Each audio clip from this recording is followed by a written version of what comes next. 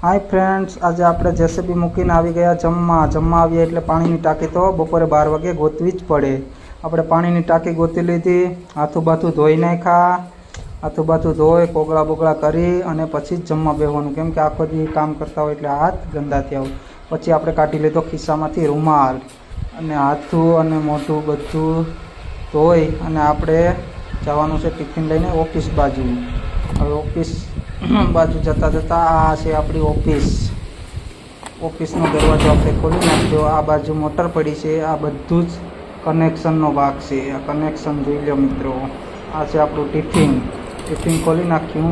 हवे हूँ जमवामां छे ते जोईए।